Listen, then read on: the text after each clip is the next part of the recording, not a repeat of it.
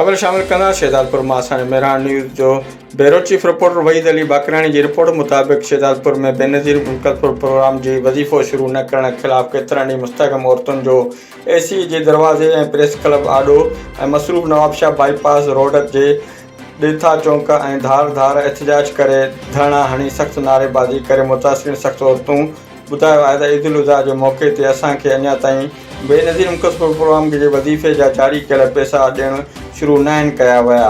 असां ॿाराड़ीअ मां रोज़ाने जी बुनियाद ते किरावा भाड़ा करे ख़र्च करे अचूं था। असांखे रोज़ाना वज़ीफ़ो शुरू करण जा आसरा ॾेई रुलाए परेशान कयो पियो वञे।